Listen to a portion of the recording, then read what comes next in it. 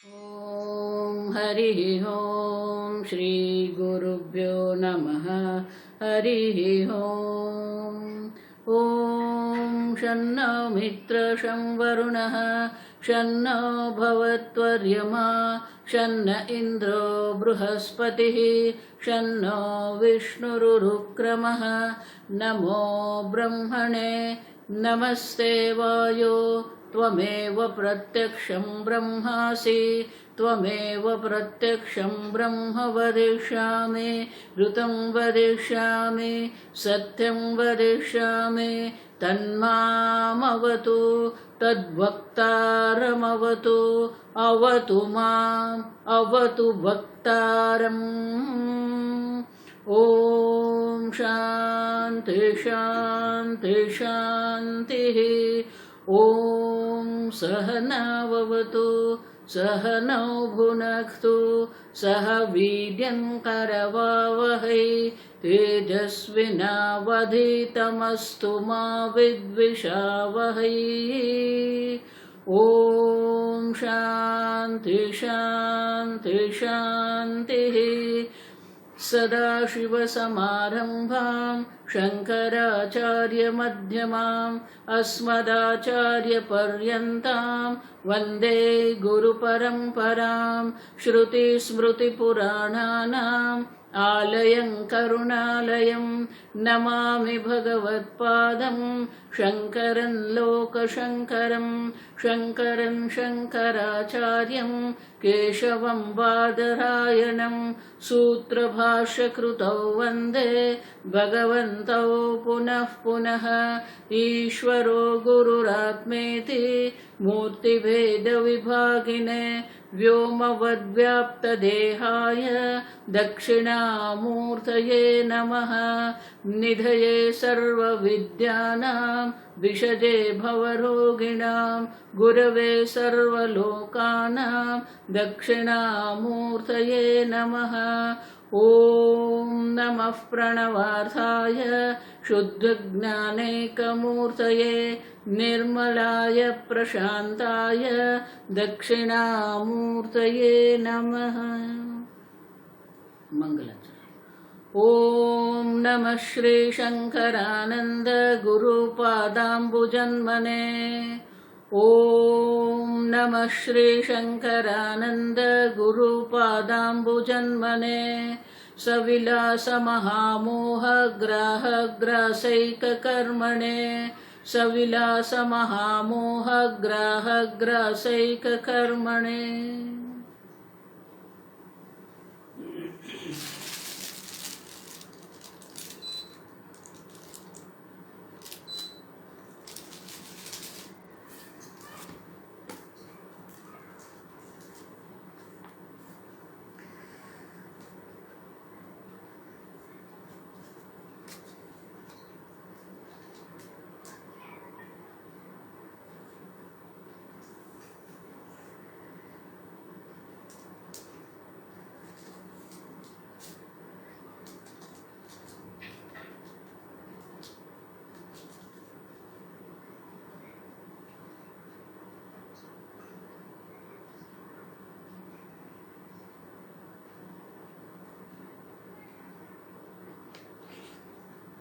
श्लोक नंबर 229।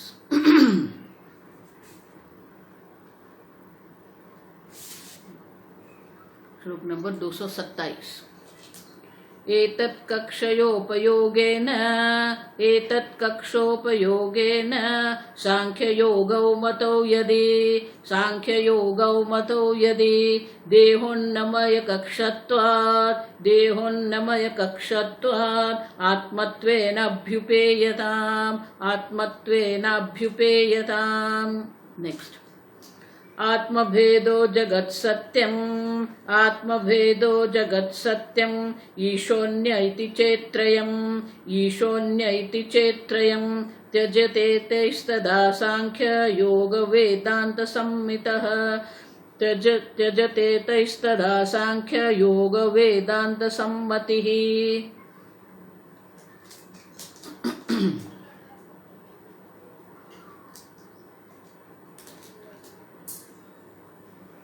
विद्यान मुनि सांख्य शास्त्र और योग शास्त्र के आधार पर बहुत सुंदर चर्चा कर रहे हैं। तो एक देशी बीच में आके कह रहा है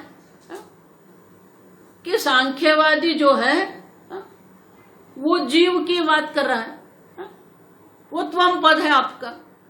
योग शास्त्र है वो ईश्वर की चर्चा कर रहे हैं और वो पुरुष विशेष की चर्चा कर रहे हैं, वो आपका तत्पद है। अब दोनों को अगर साथ में ले ले तो एक से त्वम पद का शोधन हो जाएगा, दूसरे से तत्पद का शोधन हो जाएगा और दोनों का स्वरूप हम पकड़ लेंगे। अगर ऐसा हम कहते हैं कि दोनों को स्वीकार कर लो, तो हमने उत्तर दिया।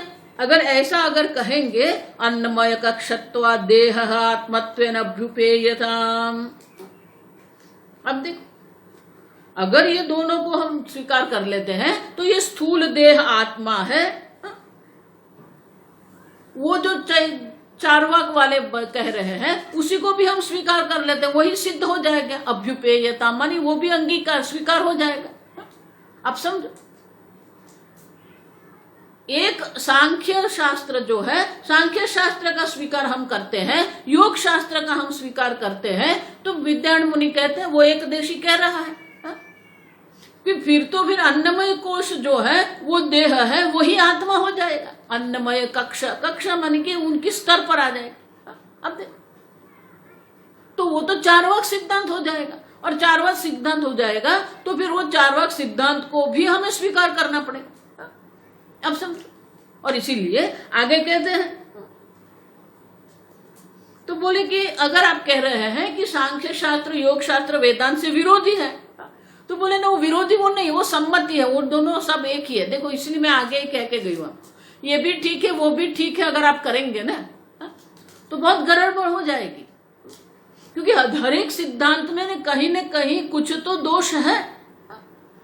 आप समझो, तर्क दोष हमें देखना है। वो शास्त्र विरोधी है वो तो एक बात है, शास्त्र में कहीं पर ऐसा नहीं कहा है आत्मा अनेक है, एकमेव अद्वितीयम।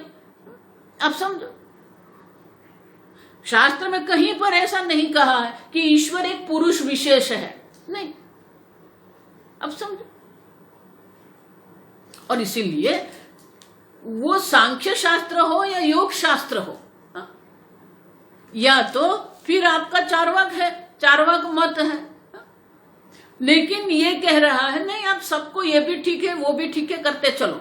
तो बोले कि नहीं नहीं वो तीनों सम्मत है। कैसे देव बोलता है वो आगे के श्लोक में, आत्मभेदो जगत सत्यम ईशोन्य इति चेत्रयम। ये तीन है, जीव जगत और ईश्वर। आत्मभेद जीव अनेक है, आप भी कहते हो जीव अनेक है। इतना ही नहीं, जगत सत्यम, ये जगत सत्य है, और ईश्वर अन्य, जीव से अन्य ईश्वर है। जीव अल्पज्ञ है, ईश्वर सर्वज्ञ है। अब देखो, तो ये हम आप कह रहे हो त्यजते तैहि तदा, तो बोले कि ये तीन जो है, अब ये तीन त्रय, वो तीनों को अगर हम साथ में ले लेते हैं तो फिर क्या हो जाएगा, तदा सांख्य योग वेदांत सम्मति ही।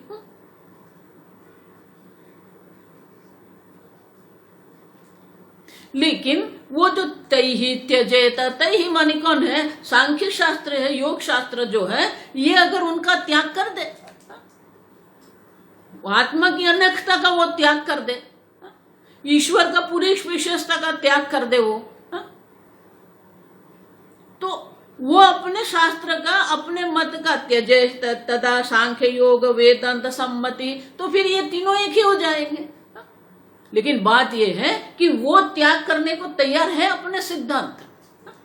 देखो आगे भी मैं कह के गई आपको, भले ना विद्यान मुनि सांख्य शास्त्र की बात करते हैं, भले विद्यान मुनि योग शास्त्र की बात करते हैं, और शंकराचार्य जी भी वही बात करते हैं। तो उनके समय में, उनके काल में, वो प्राचीन काल में वो सब था। लेकिन ये मत मानना कि ये सांख्य शास्त्र पढ़ के हमें क्या मिलेगा, योग शास्त्र पढ़ के हमें क्या मिलेगा, नहीं, ऐसा मत सोचो। अभी भी ये सांख्य शास्त्र है, अभी भी योग शास्त्र है, वो दूसरे रूप में है, दूसरे प्रकार से है। अब समझो, सांख्य शास्त्र जो कह रहे हैं वो कहने वाले अभी भी है। वो कहते हैं प्रकृति स्वतंत्र है, ये जगत का सर्जन कर दे। तो वैज्ञानिक लोग क्या कह रहे हैं? वैज्ञानिक वही तो कह रहे हैं कि ये सब नेचुरल है, अपने आप होता है। अब देखो, कहीं न कहीं किसी न किसी सिद्धांत से वो भी जुड़े हुए हैं। वैशेषिक है, वो अणु और परमाणु की बात करते हैं, तो जो भौतिक शास्त्री लोग हैं वही तो यही कह रहे हैं कि अणु परमाणु है, और अणु परमाणु की जब विशेष व्यवस्था होती है तब चैतन्य प्रकट होता है। तो वैशेषिक वही कह रहे हैं। अब समझो, इसलिए ऐसा मत मानना कि ये सब हमें ये स्वामिनी जी ये लंबा पढ़ के हमें क्या करना है, आपको क्या करना है नहीं है। अभी भी वही प्रकार के सिद्धांत चल रहे हैं। आप समझो, योग शास्त्र में जो समाधि की बात करती है, द्रष्टुहु स्वरूपे अवस्थान, दृष्टा के स्वरूप में अवस्थान हो जाएगा। तो फिर ईश्वर का क्या करेंगे? जीव ईश्वर का ऐक्य को तो ब्रह्म ज्ञान हम कहते हैं, तो वो ऐक्य की तो बात करते नहीं है।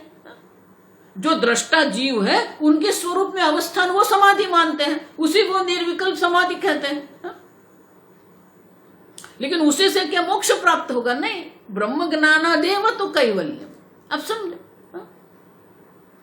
तो अभी भी ये बहुत सारे लोग हैं, ये जितने भी ध्यान कराने वाले लोग हैं, आप समझो, वो एक विशेष प्रकार का ध्यान आपको करवाते हैं, विशेष प्रकार की मन की अवस्था पर ले जाते हैं आपको, और फिर उसी को वो ब्रह्म ज्ञान कह देते हैं, उसी को वो समाधि कहते हैं। फिर ये कुंडलिनी वाले हैं, हठ योग जिसको हम कहते हैं, तो कुंडलिनी जागृत करना, तो ऐसे क्या हो जाएगा क्या? आप समझो, आजकल भी यही चल रहा है, वही सांख्य शास्त्र, वही योग शास्त्र, वही वैशेषिक है, वही नैयायिक है। नैयायिक माने तार्किक लोग हैं, वो तर्क वितर्क करते रहते हैं। इसीलिए आगे विद्यारण्य मुनि कह गए कि तार्किक लोग से न विवादाम है, उनके साथ कभी भी विवाद मत करो। तत्वनिष्ठान अनुमोदाम है, जो तत्वनिष्ठ है, जो शास्त्रज्ञ है, उससे आप अनुमोदन, उनका अनुमोदन करो, उससे सत्संग करो। लेकिन ये जो तर्क वितर्क में पड़े हुए लोग हैं, उससे कभी भी विवाद में मत पड़ो। अब देखो, वो तो अयोग्य निर्णय करके बैठा हुआ है, आपकी बुद्धि को भी वो बिगाड़ सकता है। अब समझो, तो विद्यारण्य मुनि जो कह रहे हैं, ऐसा मत मानना कि उस वक्त की बात है, अभी भी वही हालत है। जितने भी ध्यान वाले लोग हैं, सबने अपने अपने भगवान बना के बैठा दिया है, सबने अपने अपने भगवान के मंदिर भी बना दिए हैं। अब देखो, न उसमें कोई शास्त्र है, न आगम है, न पुराण है,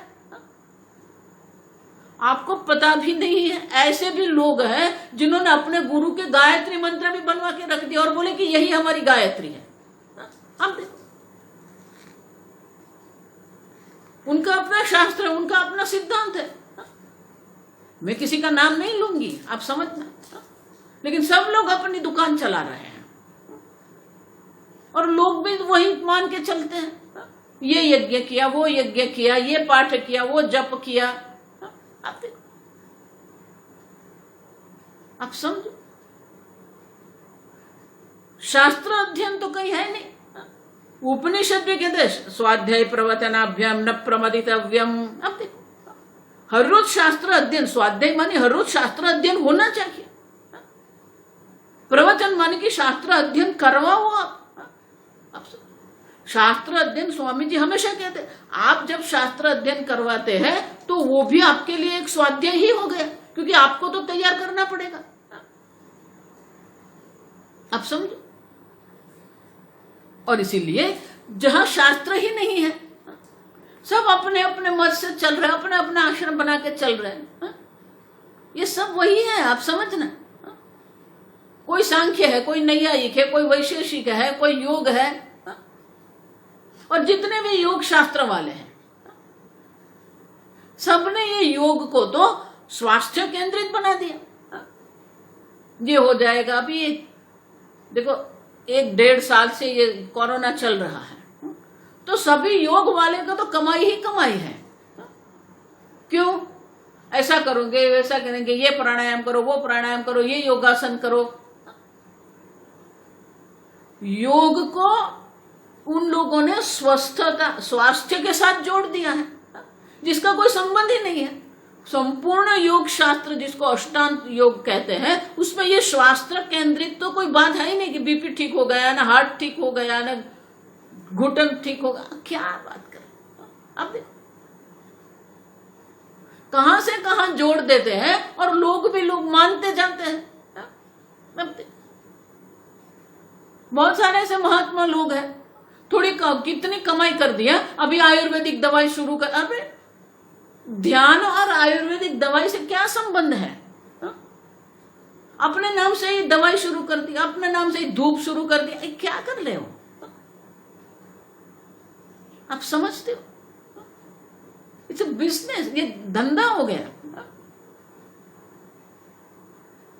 आप समझो ठीक से, ये सब पूर्व पक्षी है। उनको न शास्त्रों से कोई संबंध है, न ब्रह्म ज्ञान से कोई संबंध है, न मोक्ष के कोई संबंध है। अब पूछ लो जितने योग वाले, पूछ लो मोक्ष मिल जाएगा क्या? अब देखो भगवान कहते हैं कि ये जीवन का जो लक्ष्य है वो तो परमात्मा है। ये जीवन का लक्ष्य जो है वो मोक्ष पुरुषार्थ है। लेकिन वो लोग जो कर रहे हैं या करवा रहे हैं, उससे मोक्ष की प्राप्ति होगी क्या? नहीं होगी। देखो मेरे वचन आपको कटु लगेंगे, लेकिन जो वास्तविकता है वो भी मैं प्रकट कर रही हूं। भाई विज्ञान मुनि उनके समय में सांख्य शास्त्र था, योग शास्त्र था, वो प्रकट कर रहे हैं, मैं अपने काल का प्रकट कर रही हूं। अब समझ, किसी को हमने देखा, किसी को बुरा या गलत, ये अच्छे ऐसा नहीं पुरवार कर रहे, योग्य है कि नहीं, वो उनकी योग्यता क्या है, उनकी आवश्यकता क्या है हमारे जीवन में। अब कितना भी ध्यान कर लो, अब कितना भी करो, लेकिन मोक्ष की प्राप्ति कैसे है? गीता में भगवान स्पष्ट रूप से कहते हैं, स्वामी जी हमेशा कहते हैं, what you want in your life. आपको क्या चाहिए? आपको सुख चाहिए, आपको शांति चाहिए, आपको प्रसन्नता चाहिए। What you want and what you are doing, there is no connection. आपको जो चाहिए और आप जो कर रहे हैं उनका कोई संबंध है ही नहीं। आपको मोक्ष की इच्छा है, आप समझो ठीक से ये। हर एक मनुष्य को मोक्ष की इच्छा है, ऐसा मत मानना कि जो वेदांत पढ़ रहे उसे मोक्ष की इच्छा है। हर एक मनुष्य को जन्म से ही मोक्ष की इच्छा है। अब ठीक से समझो ये। कोई एक भी मनुष्य ऐसा नहीं होगा जो कहेगा मुझे मोक्ष नहीं चाहिए। वो जानता नहीं है, वो समझता नहीं है। What you want is a liberation, मोक्ष। आपको जो इच्छा है वो तो यही है, मोक्ष है। क्यों? हमने देखा कि हर एक मनुष्य की ये मूलभूत समस्या है, फंडामेंटल प्रॉब्लम जिसको कहते हैं। मर्त्य, मैं मर्त्य हूं, मैं दुखी हूं, मैं अज्ञानी हूं। अब देखो आपने ही अपने बारे में ये एक निर्णय करके रखा है, और वही निर्णय आपको तो मंजूर है ही नहीं। न मृत्यु किसी को पसंद है, न दुख किसी को पसंद है, न अज्ञान किसी को पसंद है। लेकिन उनकी निवृत्ति के लिए हम क्या कर रहे हैं? कुछ नहीं कर रहे हैं। अब समझो, मृत्यु से छूटना है, दुख से छूटना है, अज्ञान से छूटना है। तो हर एक मनुष्य के हृदय में ये मोक्ष की इच्छा है। अपने को मर्त्य वो स्वीकार नहीं कर सकता, अपने को दुखी वो स्वीकार नहीं कर सकता, अपने को अज्ञानी वो स्वीकार नहीं कर सकता है। अब समझो, लेकिन बात यह है कि आप उनके लिए करते क्या हो। आप समझो, इसलिए आगे मैं कह के गई कि एक पद आपको मिल जाता है, एक सत्ता आपको मिल जाती है, एक स्थान मिल जाता है, धन थोड़ा मिल जाता है। लोग ऐसे मानने लगते हैं हम तो कृतकृत्य हो गए, हमारा सब सिद्ध हो गया। माता जी, क्या सिद्ध हुआ आपका? आप समझो, एक घर बनाना, एक नामना ले करना, 2 बेटे पैदा कर देना, उनको पढ़ाना और उनको भी शादी करके उनके भी 4 बेटे हो गए, वो सिद्धि नहीं है। आहार निद्रा भय मैथुन पशु भी नराणाम समान। अब मनुष्य और नर में ये समान है, ये सिद्धि नहीं है। आपकी जो मूलभूत समस्या है उसका हम आपने कुछ किया, कुछ नहीं करते। बहुत सारे लोग हैं मुझे कहते हैं स्वामी जी हम तो रिटायर हो गए, अभी आनंद से रहते हैं। आनंद से रहते हैं, संप्राप्ते सन्निहिते काले नहीं रक्षति। आप देखो कौन आपकी मृत्यु से रक्षा करेगा? यमराजा वही कहते मृत्यु से मृत्यु आपनति यह नाना एवं पश्यति। जो अनेकता में पड़े हुए हैं, जो भेद बुद्धि करके बैठे हुए हैं, उनकी तो मृत्यु से मृत्यु की प्राप्ति हो जाएगी, उनको मोक्ष की प्राप्ति नहीं होगी। और इसीलिए ये अनेकता में बैठे हुए हैं। सांख्य शास्त्र कहो, योग शास्त्र कहो या हम लोग कहो, हम अनेकता में ही बैठे हैं। वो अनेकता को सत्य मान के चल रहे हैं, ये जगत को सत्य मान के चल रहे हैं और ईश्वर को जीव से अलग मान के चल रहे हैं। अब देखो, और कह रहे हैं हम पंडित है। आप समझे, एक विशेष पद की प्राप्ति हो जाने से, विशेष प्रकार के ज्ञान की प्राप्ति हो जाने से आपको मोक्ष की प्राप्ति नहीं होगी। वो आपको मृत्यु से कभी भी नहीं छुड़ा सकता। संप्राप्ते सन्निहिते काले नहीं रक्षति। मृत्यु से आपकी रक्षा कौन करेगा? देखो आजकल जो हो रहा है ना, सबके समझ में आ गया कि आप कितना भी करो, आपके सामने जब मृत्यु आ जाती है ना, कुछ नहीं कर, डॉक्टर भी क्या करेगा? आप सब, आपके पास भले ने करोड़ रुपया हो गए, लेकिन सही में मृत्यु है कि नहीं?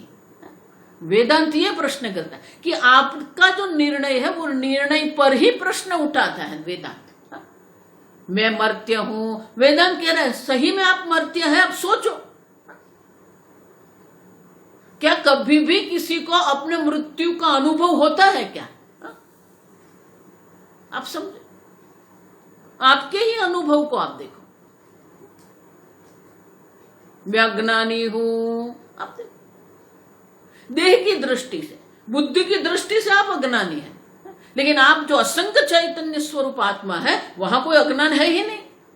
आप स्वतः सिद्ध स्वप्रकाश चैतन्य स्वरूप है आप समझे, दुख की कोई समस्या ही नहीं है, एक अद्वितीयम। आप समझे, देह की दृष्टि से मृत्यु है, देह की दृष्टि से है, मन की दृष्टि से दुख है। अब देखो, देह में अहम बुद्धि करके आपने निर्णय कर लिया मैं मर्त्य हूं, मन में अहम बुद्धि कर दिया मैं मन हूं और बोल दिया मैं दुखी हूं।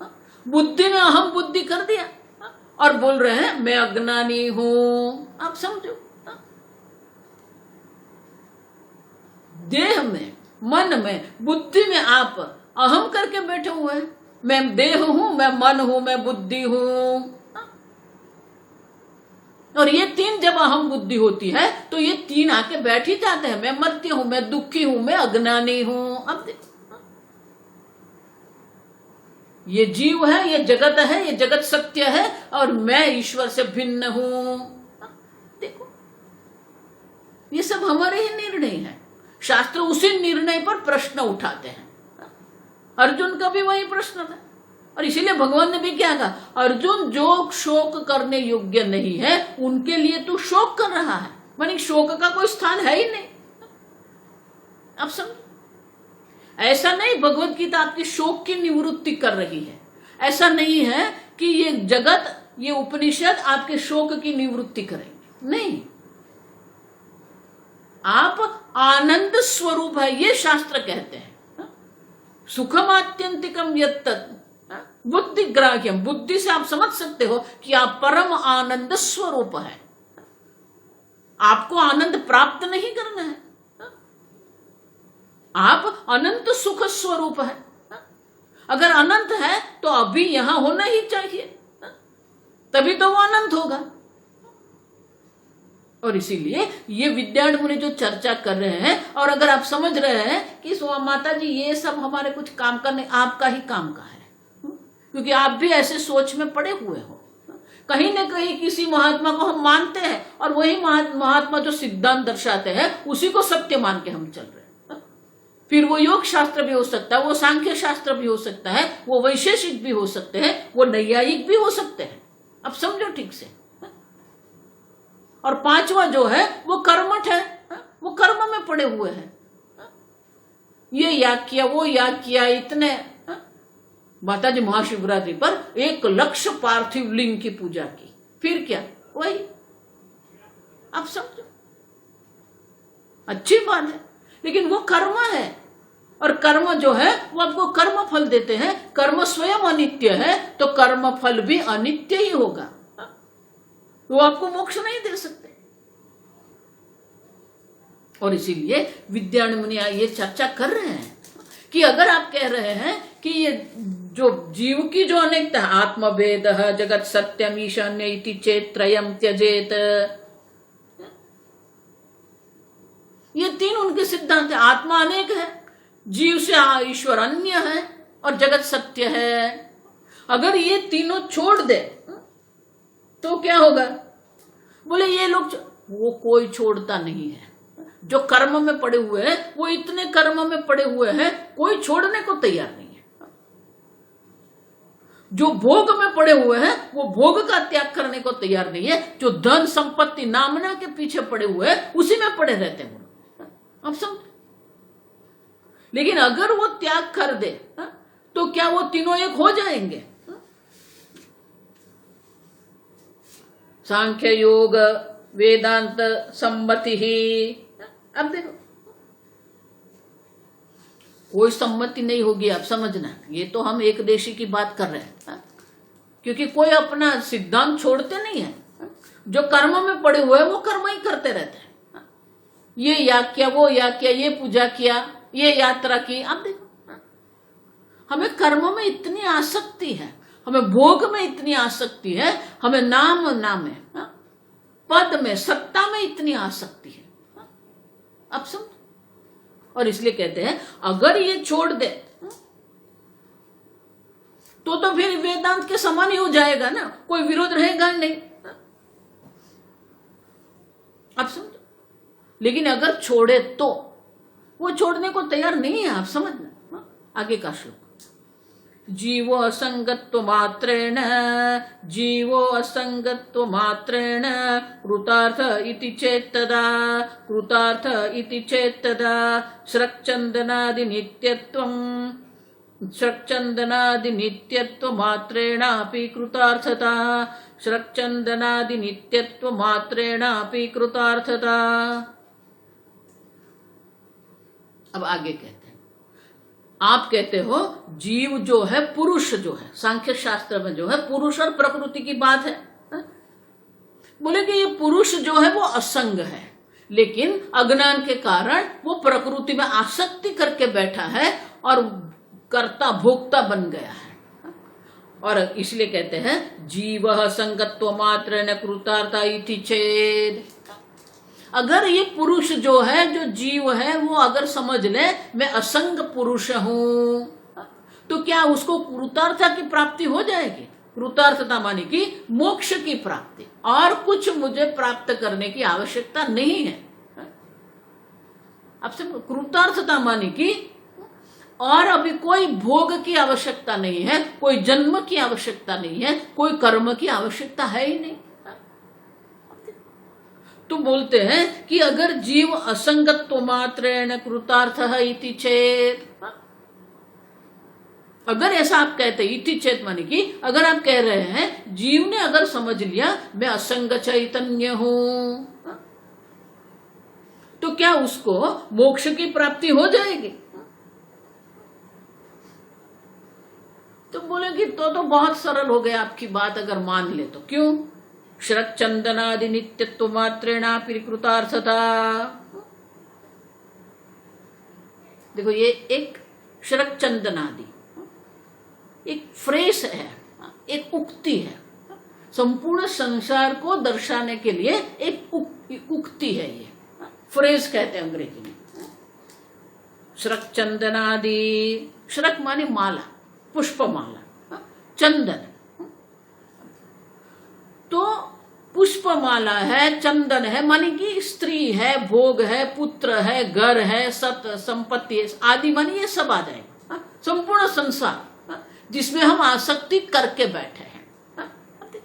तो बोले कि अगर जीव की असंगता से ही हमें कृतार्थता प्राप्त होती है तो फिर क्या हो जाएगा? श्रक चंदनादि नित्यत्व मात्रेणापि कृतार्थता। तो ये सब का नित्यत्व भी हम मान लेंगे तो भी कृतार्थता हो जाएगी। अब समझते हो ये तर्क? जीव असंग है, ठीक है, लेकिन जगत का क्या? जिस जगत को हम सत्य मान के चल रहे उसका क्या? जो जगत में हम भोग बुद्धि करके बैठे हैं। तो बोले कि अगर जीव की असंगता मात्र से अगर मोक्ष की प्राप्ति होती है तो फिर ये जगत जिसको हम कहते हैं श्रक चंदन आदि, जो ये संपूर्ण जगत है नित्यत्व मात्र, उसको नित्य अगर हम समझ लेंगे तो भी कृतार्थता हो जाएगी। क्यों? ये सब नित्य है, हम आनंद करते रहेंगे। नित्य जगत है और नित्य जगत में हम नित्य भोग करते रहेंगे। अब देखो नहीं संभव है। क्यों? जगत अपने को, देखो ये बहुत, मैं बार बार ये कहती रहती हूं, आपके जो अनुभव है वो अनुभव का ही वेदांत विश्लेषण करता है। वेदांत अपने कुछ नहीं कह रहा है, आपका ही जो अनुभव है, आपका ही अनुभव है ये देह नित्य नहीं है, आपका ही अनुभव है भोग नित्य नहीं है, आपका ही अनुभव है आपका घर नित्य नहीं है। अब समझो। लेकिन अगर आप जीव को असंग कहते हैं और उसी से आपको कृतार्थता की मोक्ष की प्राप्ति हो जाती है तो ये जगत भी नित्य मान लो आप, वो नित्य है जगत, उसी से कृतार्थता मिल जाएगी। क्यों? नित्य जगत में हम नित्य भोग करते रहेंगे। लेकिन ये संभव नहीं है, क्योंकि जगत स्वयं अपने को अनित्य पुरवार कर रहा है, जगत स्वयं अपने को जड़ पुरवार कर रहा है। यदृश्यम तज्जड़म तद अनित्यम। अब देखो, जो दृश्य है, हम देख के गए आगे, जो दृश्य है वो जड़ है, वो अनित्य है। आप समझो। और इसलिए विद्यारण्य मुनि कहते हैं कि अगर एक बात आप स्वीकार करते हो तो दूसरी बात भी आपको स्वीकार करनी पड़ेगी। शास्त्र में उसको अर्ध अंड न्याय कहते हैं। अर्ध अंड न्याय माने क्या है? कि बोले कि ये अंडा है, अर्धम तु पचनाय अर्धम तु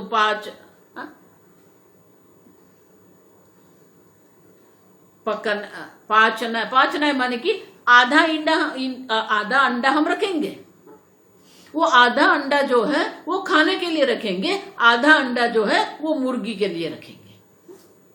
नहीं, अर्ध अंडा न्याय संभव नहीं है।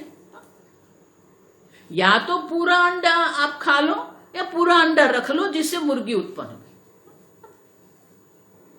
उसी प्रकार से आप आधा आधा नहीं कर सकते हैं। जीव असंग है, फिर जगत का क्या, ईश्वर का क्या? देखो त्रयम इसलिए है ना, जीव जगत और ईश्वर। और उनका सिद्धांत यह है जीव अनेक है, ईश्वर से अन्य है और जगत सत्य है। अब देखो, तो ये आधा आधा अगर आप करेंगे तो आपको ही समस्या हो जाएगी कि जीव की असंगता से अगर कृतार्थता प्राप्त होती है तो फिर ये जगत की नित्यता आप स्वीकार कर लो और आपको कृतार्थता प्राप्त हो जाएगी। तो ये तो संभव नहीं है। तो जिस प्रकार से ये श्रक चंदन आदि माने कि ये संपूर्ण संसार जिसको हम कहते हैं, ये जगत जिसको हम कहते हैं, वो अगर नित्य नहीं है तो फिर आपका जो सांख्य का सिद्धांत है वो भी सही नहीं है। और इसीलिए आगे के श्लोक में कहते हैं यथास्रगादि नित्यत्वं दुस्संपाद्यं तथात्मनः असंगत्वं न संभाव्यं जीवतोर्जगदीशयोः।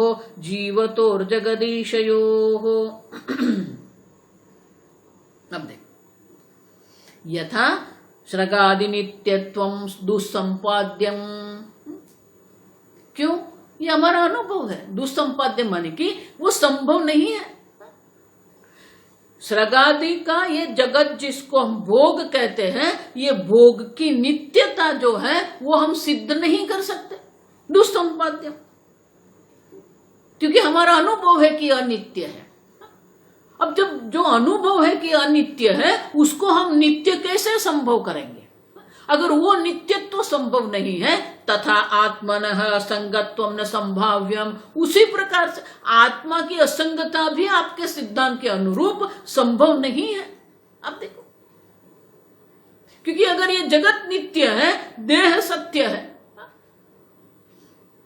जीव जो है वो जीव ने इस देह धारण किया है, तो ये देह जिसको कहते हैं, मन जिसको कहते हैं, बुद्धि जिसको कहते हैं, या तो स्थूल देह और सूक्ष्म देह जिसको कहते हैं, वो भी जगत के अंतर्गत है।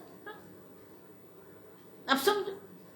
और देह, स्थूल देह, सूक्ष्म देह जो है वो जगत के अंतर्गत है, और आपका जगत जो अगर सत्य है तो ये भी सत्य हो जाएगा, तो मोक्ष की संभावना नहीं रहेगी और आत्मा की असंगता की भी संभावना नहीं रहेगी। और इसलिए कहते हैं कि अगर पुष्प माला मानी कि ये भोग वस्तु की अगर नित्यता हम सिद्ध करने का प्रयत्न करें तो वो संपादन नहीं हो सकता है। उसी प्रकार से आत्मा की असंगता आप सिद्ध करने का प्रयत्न करेंगे, वो भी संभव नहीं है। आप ठीक से समझो, क्यों? जीवतो हो जगदीशयो हो,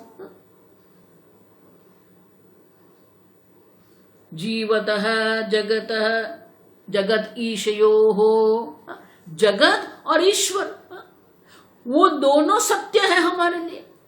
जगत भी सत्य है, ईश्वर जीव से अन्य ईश्वर जो है वो भी सत्य है।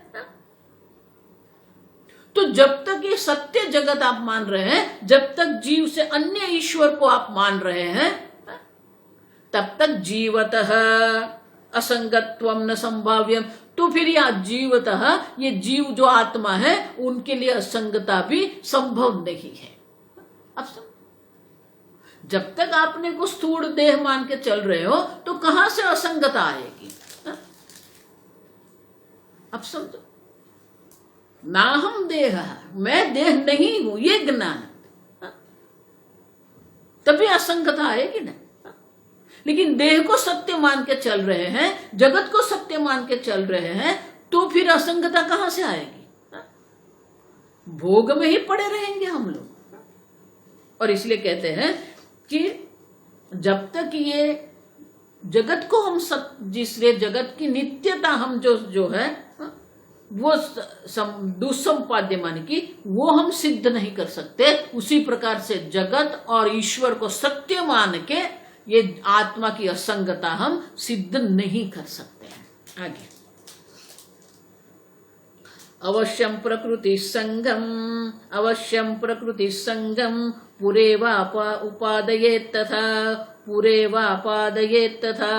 नियच्छेत्येतमीशोऽपि कोस्य मोक्षस्तथा सति अवश्यम प्रकृति ही, ये प्रकृति जिसको आप कह रहे हैं, जिसने ये जगत की उत्पत्ति की है, संगम पूरा एव उपादयेत्, पूरा पहले प्रकृति को अगर सत्य मान रहे हैं तो प्रकृति में जो संग है, आसक्ति है, वो भी होने वाली है। तो पुरुष की असंगता आएगी कहां से? नियच्छेद ईशः अपि, और ईश्वर जिसको आप कह रहे हैं, देखो सांख्य शास्त्र तो ईश्वर स्वीकार, वो तो निरीश्वर है। योग शास्त्र जो पुरुष का स्वीकार करते हैं वो पुरुष विशेष जिसको कहते हैं, ईश्वर जिसको कहते हैं। लेकिन तथा ईशः अपि एतम नियच्छति तथा सति अस्य मोक्षः कः। अब देखो, अगर जगत सत्य है, आप अपने को स्थूल देहादि मान के चल रहे हैं, तो आप किसके अधीन हो जाएंगे? ईश्वर के अधीन हो जाएंगे। तो आपकी स्वतंत्रता कहाँ है? आपको मोक्ष कहाँ? अस्य मोक्षः कः। प्रकृति को आप सत्य कह रहे हैं और स्वतंत्र रूप से प्रकृति ये जगत की उत्पत्ति कर रही है, तो फिर पुरुष की ये जगत में आसक्ति हो जाएगी।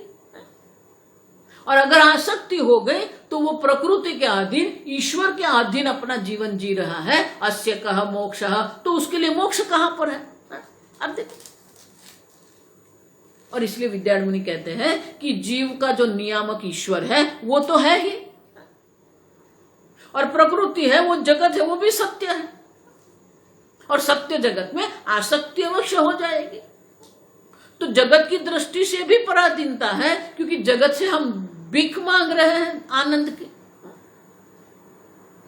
हे आम मुझे प्रसन्न करो, हे पुत्र मुझे प्रसन्न करो, हे पत्नी मुझे सुख दे दो। अब देखो, जगत की दृष्टि से भी हमारी पराधीनता है, ईश्वर की दृष्टि से भी हम पराधीन ही हैं, क्योंकि ईश्वर हमारा नियामक है। अब समझ, जगत में आसक्ति करके हम पराधीन हो जाते हैं, और प्रकृति के अधीन होकर ईश्वर के पराधीन हो गए हम लोग। और उसके लिए फिर मोक्ष कहां पर आएगा? जो मोक्ष की प्राप्ति की हम चर्चा कहते हैं, जो मोक्ष पुरुषार्थ की हम बात करते हैं, वो तो संभव है ही नहीं। सांख्य और योग में मोक्ष की कोई संभावना नहीं है, आप समझो।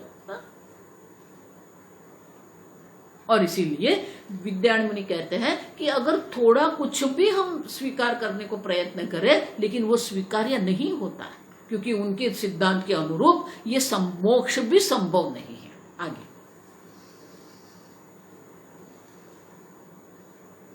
अविवेककृत संगः नियमश्चेति चेत्तदा बलादापातितो मायावादः सांख्यस्य दुर्मतेः विद्यारण्य मुनि कहते हैं अविवेककृतः संगः नियमः च इति।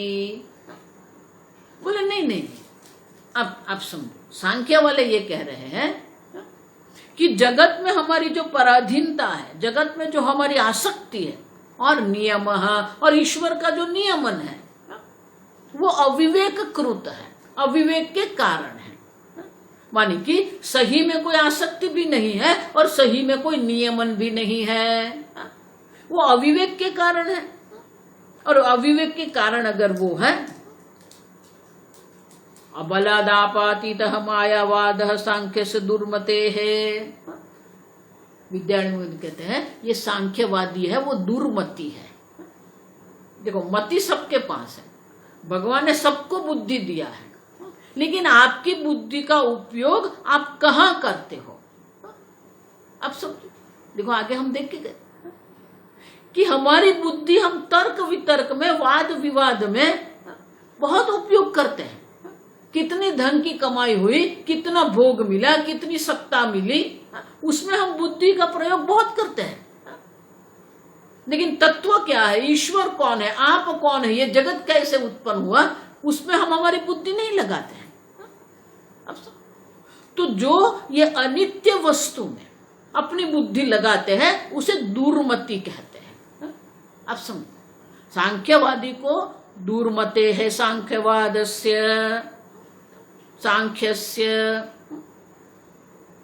ये सांख्यवादी है, वो दुर्मति है। क्यों? क्योंकि उसकी बुद्धि जहां लड़ानी है वहां नहीं लड़ा रहा है, वो शास्त्र चिंतन नहीं कर रहा है, वो अपने तर्क से चल रहा है। उसने अपना एक तर्क बना के रखा है, प्रकृति है, जड़ है, लेकिन स्वतंत्र रूप से जगत उत्पन्न करती है। और किस लिए प्रकृति ने उत्पन्न किया? पुरुष के भोग के लिए। अब देखो, ये उनका सिद्धांत है। लेकिन पुरुष जो है करता नहीं है, प्रकृति करता है। और पुरुष जो है वो अपने को भोक्ता मान रहा है। क्यों? अविवेक कृत है। तो पुरुष और प्रकृति उनके लिए दो स्वतंत्र वस्तु है। आप समझो। और पुरुष जब समझ लेगा मैं असंग हूं, तब उसकी मुक्ति हो जाएगी। कैसे मुक्ति हो जाएगी? आप समझो। क्यों? क्योंकि प्रकृति है वो सत्य है उनके लिए। तो मैं, प्रकृति और पुरुष दो तो अलग है। द्वैताधि भयम भवति, वो द्वैत रहेगा। जब तक एक अद्वितीयता नहीं होती है, एक अद्वितीय नहीं है, तब तक मोक्ष की कोई संभावना नहीं है। आप समझो। और इसलिए विद्यारण्य मुनि कहते हैं अगर बलपूर्वक भी अगर हम उसको ये कहे कि अविवेक के कारण है, तो फिर क्या हो जाएगा? बलाद आपातितः मायावाद है। तो फिर हम जो माया तत्व की बात कर रहे हैं वही बात कर रहे हैं।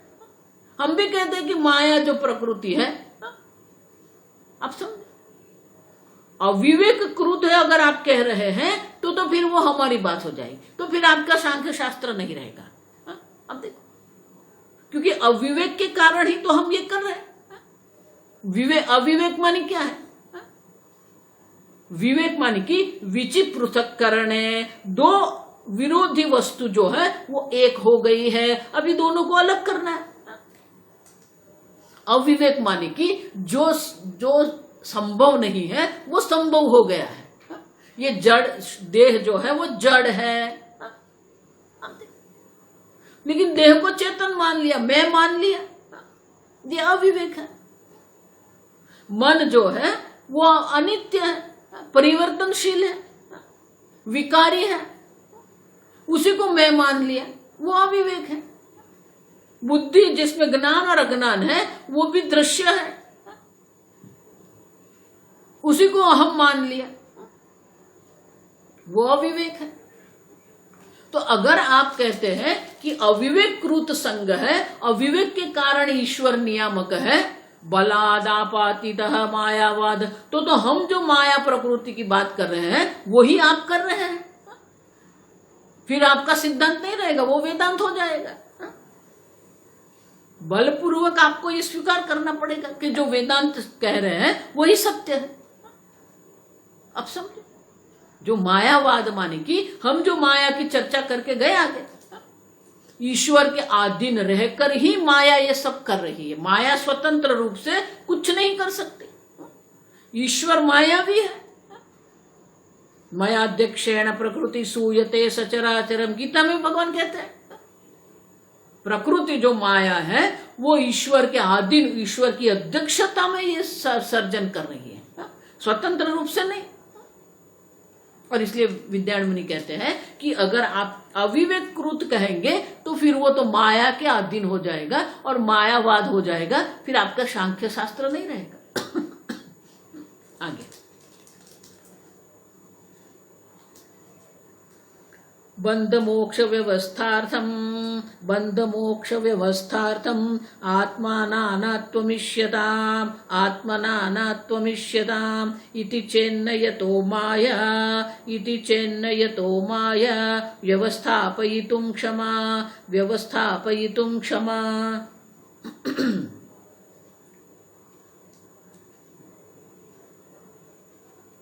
बंध मोक्ष व्यवस्थार्थम। अब देखो आगे, वो कहते हैं कि बंधन सत्य है और वो बंधन से हमें छूटना है, मोक्ष की प्राप्ति करनी है।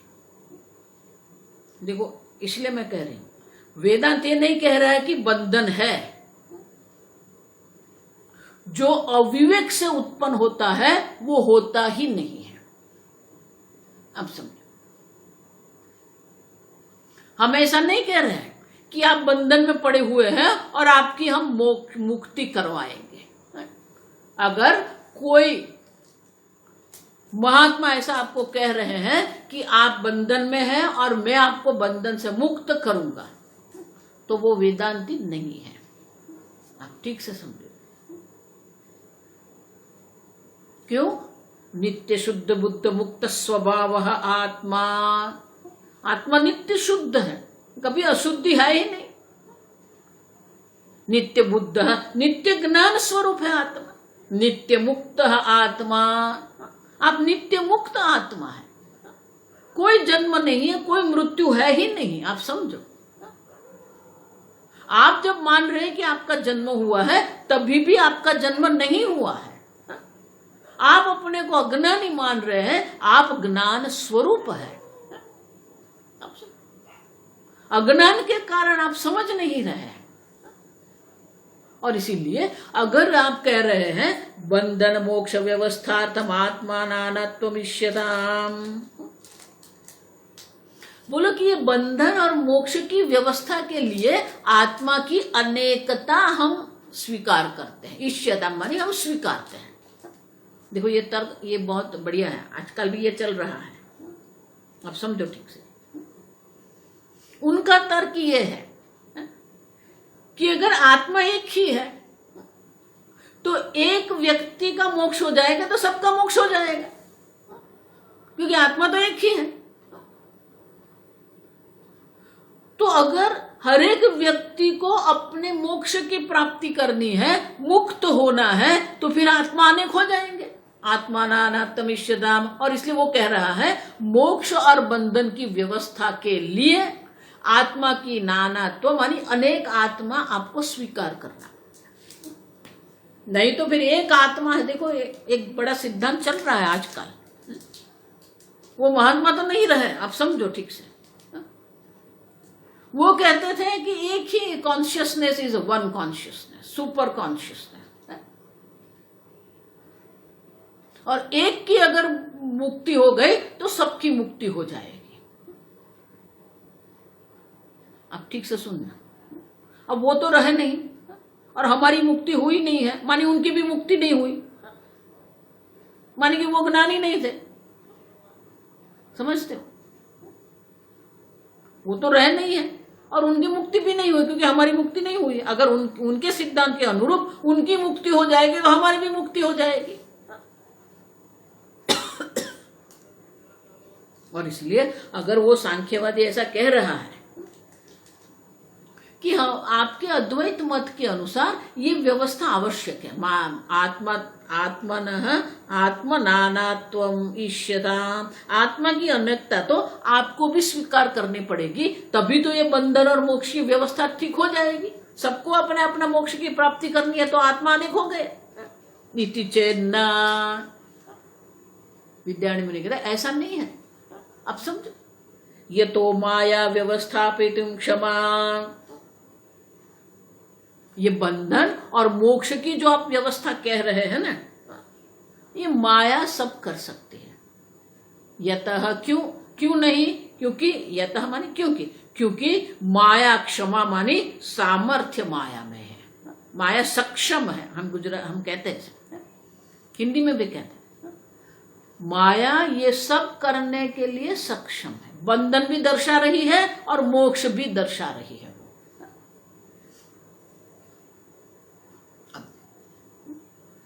विद्यारण्य मुनि कहते हैं एक बार आप माया को स्वीकार करेंगे सब संभव हो जाएगा। अब देखो माया के लिए कुछ भी असंभव नहीं, हम देख के गए यही प्रकरण। अचिंत्य शक्ति जो माया है ना, ये माया का प्रभाव ऐसा है। हमें आत्मा भी अनेक दिख रहे हैं, हम बंधन भी सत्य दिख रहा है, मोक्ष भी सत्य दिख रहा है, जगत भी सत्य है, ईश्वर भी अन्य है। आप देखो माया ने अपना प्रभाव ऐसा डाल के रखा है कि ये सब दर्शाती है। बंधन और मोक्ष की व्यवस्था भी दर्शाती है, वो आत्मा की अनेकता भी वो दर्शाती है। आप सब, लेकिन माया के द्वारा जो दर्शाया गया है उसे हम सत्य नहीं मान सकते हैं। आप समझ, माया से ये सब है, वही तो पुरवार करता है कि ये सत्य नहीं है।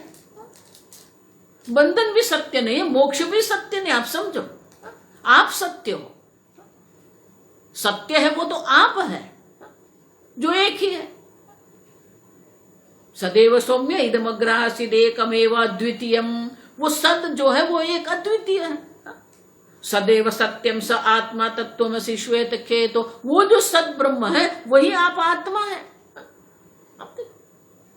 जो सद ब्रह्म है, जगत का कारण जो है, वही आप आत्मा है।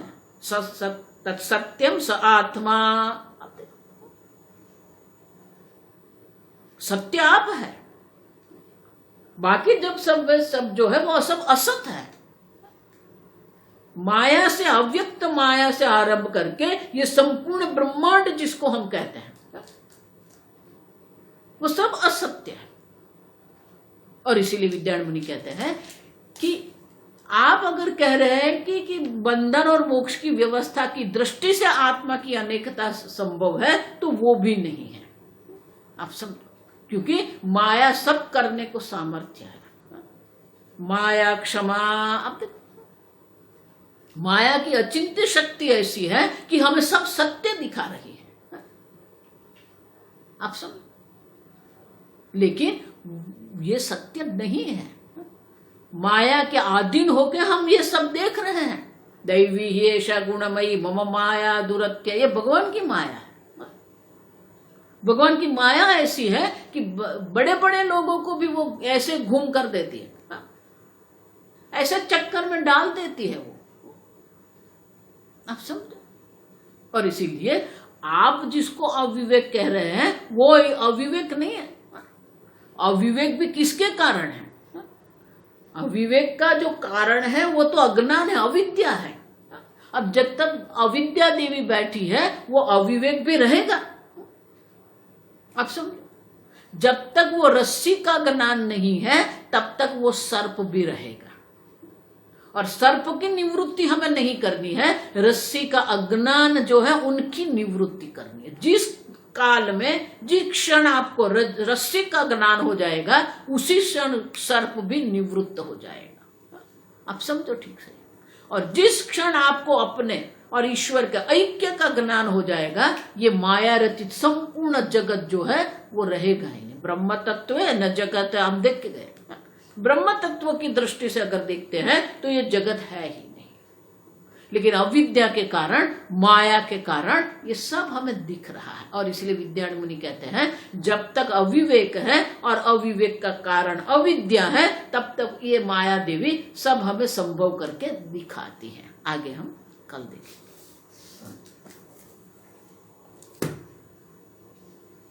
ओम स्वस्ति प्रजाभ्यः परिपालयन्ताम् न्यायेन मार्गेण महिं महिषाः गोब्राह्मणेभ्यः शुभमस्तु नित्यं लोकाः समस्ताः सुखिनो भवन्तु काले वर्षतु पर्जन्यः पृथिवी सस्यशालिनी देशोऽयं क्षोभरहितः ब्राह्मणाः सन्तु निर्भयाः।